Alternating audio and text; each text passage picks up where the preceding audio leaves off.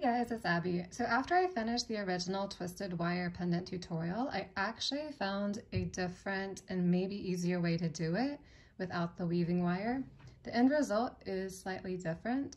So what I'm going to do is I'm going to take the first part of the tutorial where I show you guys how to do it with the weaving wire, and I'm going to add that in the beginning, and then I'm also going to add a clip where I show you guys how to do this version of it, where you just wrap the twisted wire around at the end and you don't need the weaving wire to hold it together.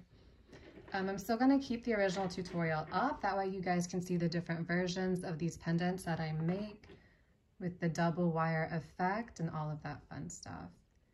So go ahead and grab your tools, grab either some 22 gauge or 20 gauge wire, and let's get started.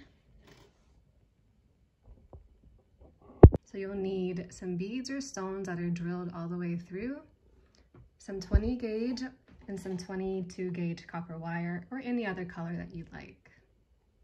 To get started, we're going to use an 8mm bead and a 22 gauge copper wire or 0.6 millimeter. This is about 10 inches, and we're going to start using this because it'll be easier on our fingers, because the twisting technique is simple, but it can also be a bit complicated to master, and it can be hard on the fingertips. So we're going to start with something a bit lighter to begin with.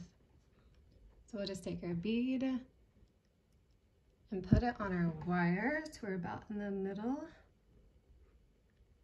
and then just fold one of the wires towards the top.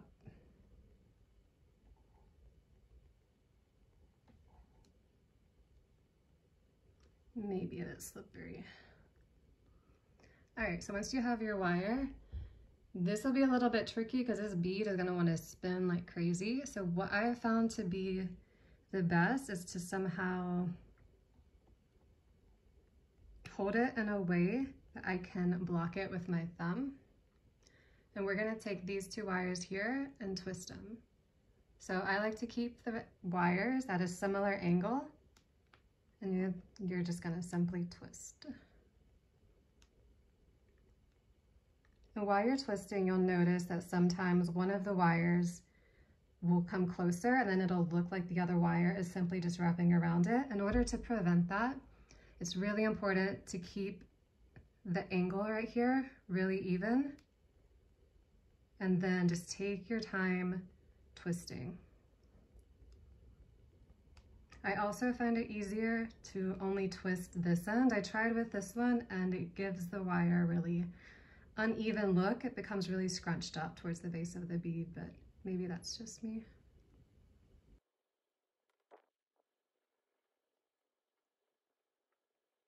Once you have your wire twisted almost to the end, we are now going to try and wrap that wire around. So again, this may be a bit slippery with the bead, but just try your best to push that wire as close as you can to the bead, and then use your fingers to gently curve it around and shape it.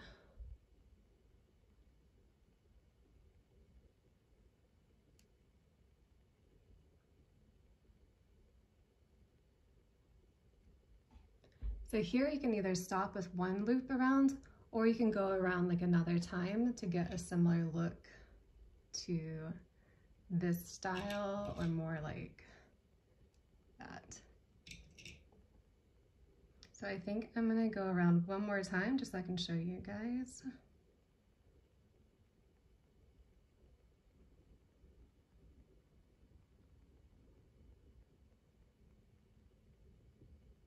All right, so once you get back up to that top point, just use your fingers to gently curve the wire.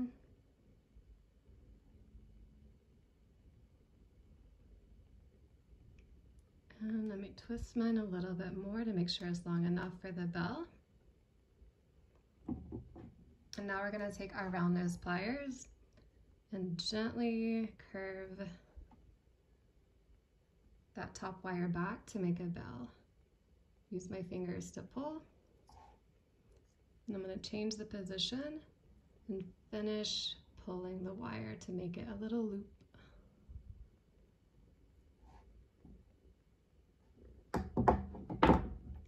Okay, take the wire cutters and snip off that edge. All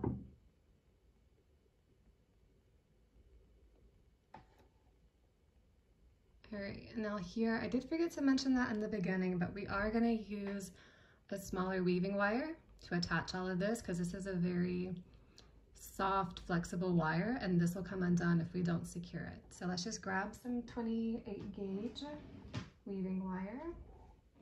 There we go, we just need a little piece. So we'll just thread it through the top around both of those wires.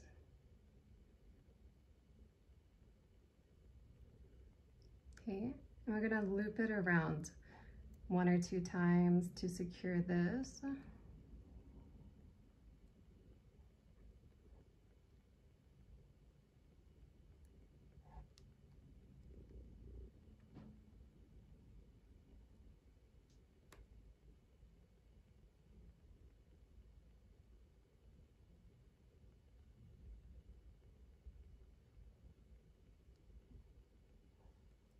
And also on the other edge.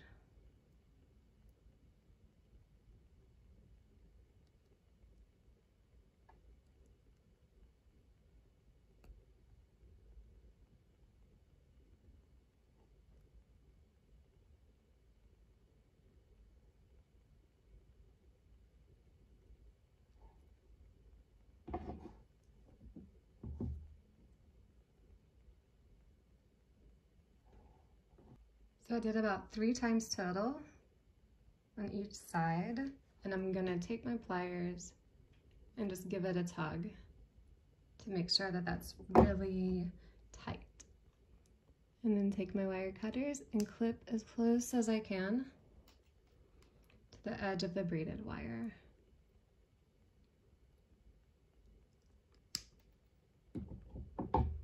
And as always, we'll take our pliers to pinch it in and then run our fingers over it to make sure that there's nothing poking out. And that looks good. So that's our first one with the 8mm bead, the double rope effect. I think that looks really cute. Now that you've seen how to make it with the weaving wire, I'm going to show you a different method using just the base wire to complete the entire pendant. For this one, you can choose between 20 or 22 gauge wire. I'm using an 8mm bead and maybe a 8 or 9 inch piece of 20 gauge wire. I think anything between 8 to 10 inches should be good for an 8mm bead. The beginning of this is the exact same. You're going to thread the bead down to about halfway and then bend one of the wires up.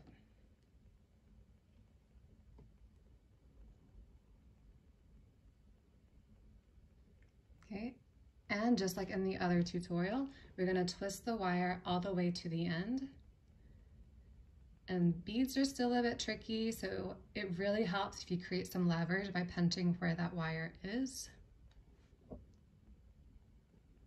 All right, so I will see you guys at the end. So now that you have your twisted wire, the main difference that we're going to do here is that we're going to create the little chain loop, the bell, first. So we're going to grab our round nose pliers, and we are simply going to bend this wire back to create our loop.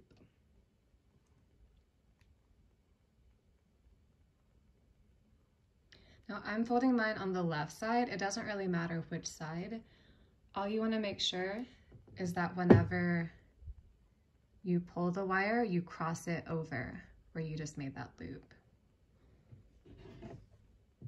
So I'm going to take my normal chain nose pliers.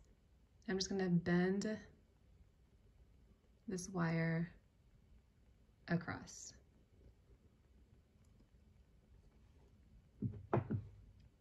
Now with my hands, I'm going to shape the wire around the bead just like we do in the original tutorial.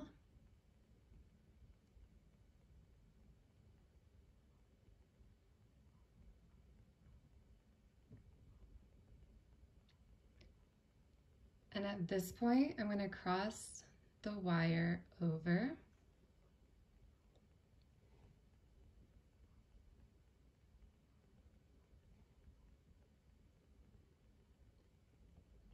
And then I'm going to trim this part off here and then pinch it in with my pliers.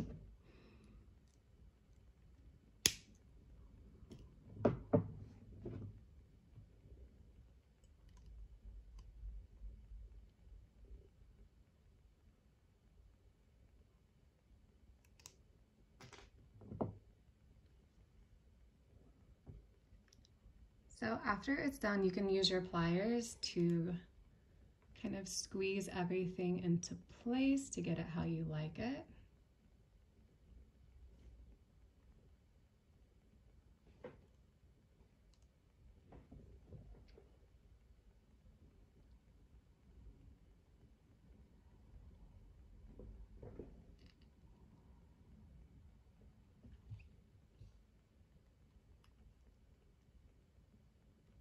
And if you are using plaited wire, just remember to be careful not to scratch the wire during this. You may want to use nylon pliers that have a protective plastic coating that would help you prevent you from scratching the wire. So as you can see, I do have a bit of a wire sticking out here. I'm just going to trim it a bit more and then pinch it in.